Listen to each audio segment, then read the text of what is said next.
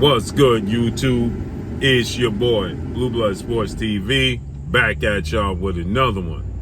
So we got a little more details that have surfaced when it comes to well-renowned trainer, former trainer of the year, possibly trainer of this year, future Hall of Famer, Brian Bomac Mcintyre, who trains a few fighters that are well known, but he also trains the best fighter in the world, in undefeated 3-division world champion, former junior welterweight undisputed world champion, currently the reigning undisputed welterweight world champion, who is widely considered by many and acknowledged to be the #1 best pound-for-pound fighter in the world, in Terence Crawford, who has a record of 40 wins, no losses, no draw, 31 big wins by way of knockout.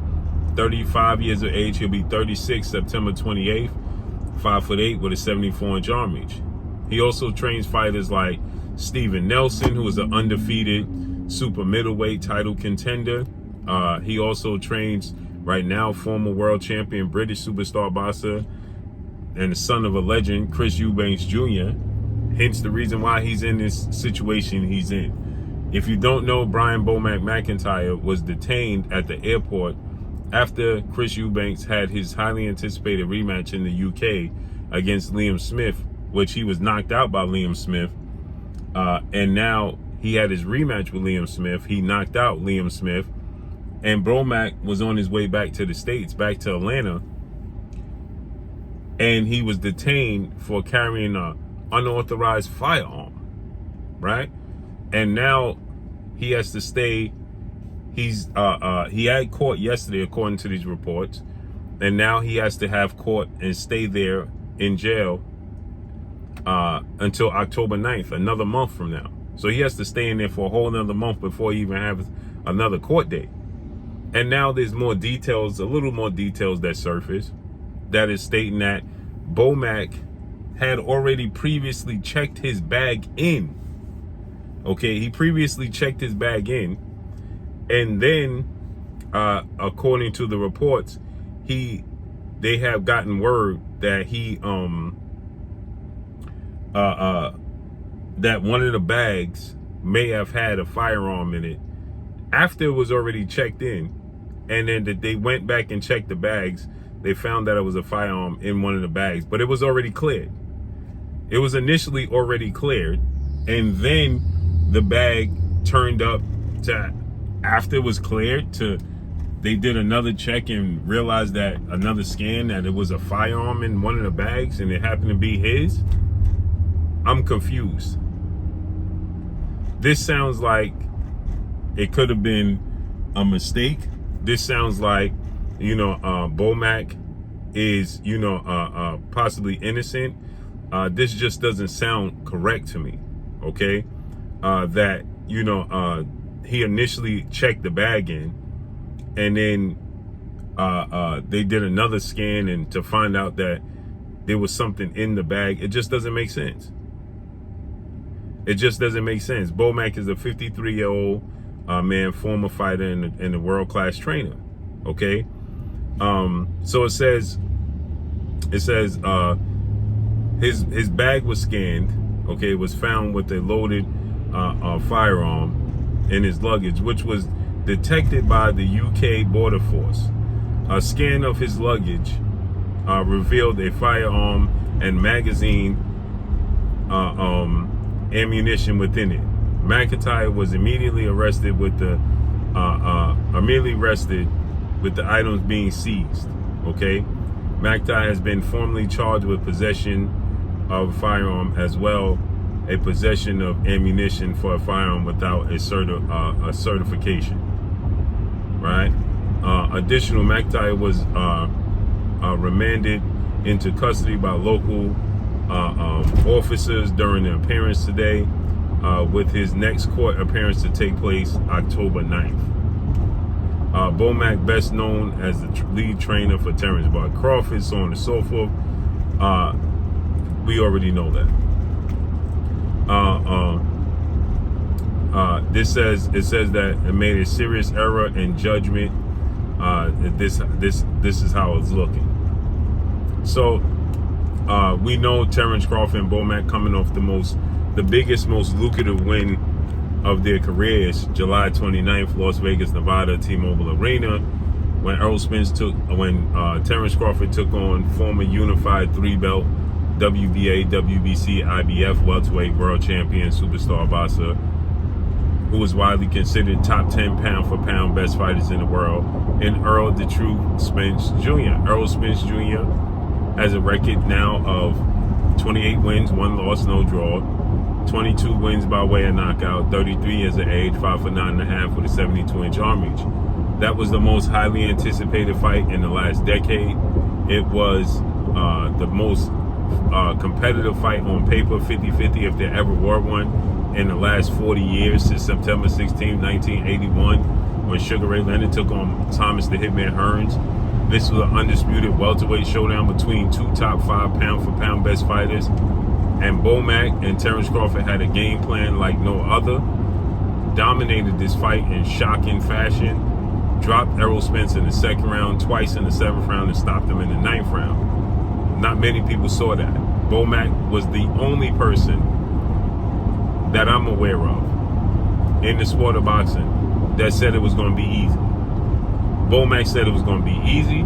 Bomac said that Terence Crawford was going to easily dispatch and stop Errol Spence within 8 rounds or shorter, and he stopped him in the 9th, and it really should have been technically stopped in the 7th. So Bomac is one of the people that designed this game plan to eliminate Errol Spence's jab and knew how to beat Errol Spence, right? And so with that said, they're coming off this big win, but Errol Spence is contractually in his right 30 business days from that day to petition to have an immediate rematch, which he did it. And Terence Crawford is contractually obligated to oblige and give Errol Spence an immediate rematch. And it has just been announced over this weekend, and ironically enough, Bomac is the one that confirmed that this is going to happen, the rematch. And it looked like signs are pointing to it taking place in December. Now Bomac can't go, he's stuck in the UK and until October 9th for another hearing, and we don't know what's going to come of that. According to the reports, they're stating that it carries a minimum sentence of 5 years, a minimum sentence of 5 years. And many people in the UK feel like he's going to do every bit of the 5 years. But then there's something that says that he's going to be suspended, his privileges are going to be suspended from entering the UK, and that he'll get deported back to the United States, and that his traveling privileges to the UK will be suspended. So that's way better. His privileges to go to the UK for an extensive period of time, if ever, is much better than him having to serve 5 years. Because this all but ends his relationship, his working relationship with Terence Crawford for Terence Crawford's career. If Bomac was to have to serve 5 years, okay, Terence Crawford is 36, September 28th. If he has to do 5 years, they started from the mud. They started this together. If Bomac has to do 5 years for this, that means Terence Crawford, when he comes out, Terence Crawford would be 41 and not boxing anymore. So to close out Terence Crawford's career, that would be truly, truly unfortunate if Bomac wasn't to be a part of it, something that he started. That would be truly a disappointment, I'm sure, to Bomac and his family. Heart-wrenching and heartbroken, right? So hopefully, in this case, nobody was harmed, nobody was hurt, and it could have been an honest mistake. Bomac could have, honestly, he was in Las Vegas, which is an open carry split state, so maybe he had it, put it in his luggage, I just don't understand how he got it over there. The way, it's set up in customs, the way, the strictness of it here in the States, especially since we had the unfortunate chain of events, 911,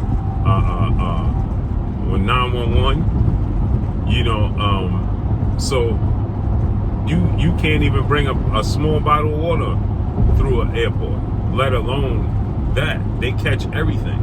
So I don't even know how he would have gotten it to the UK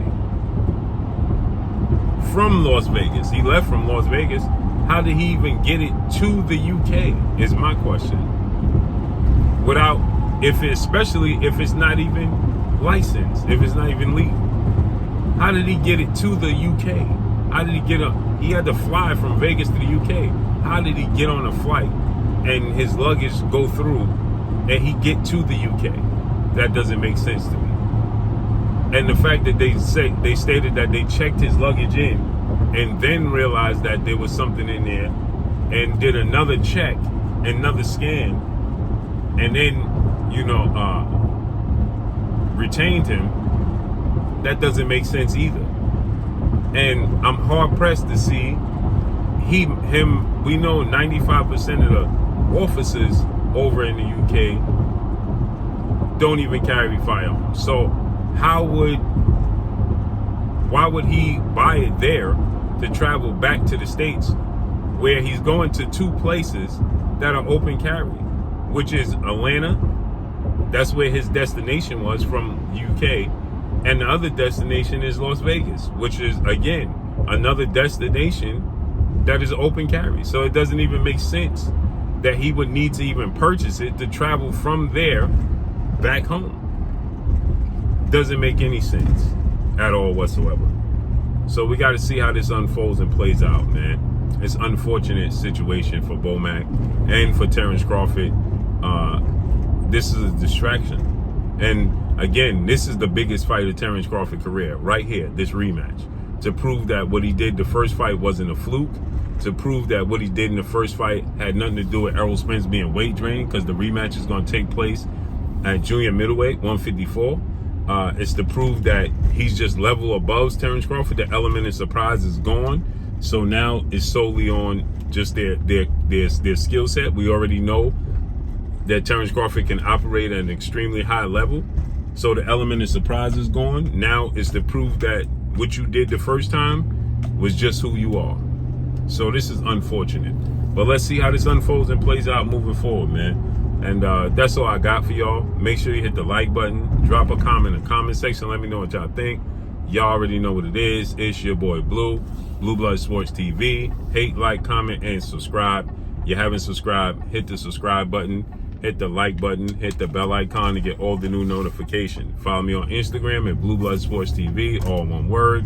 Y'all already know what it is. Shouts out to the entire LDBC.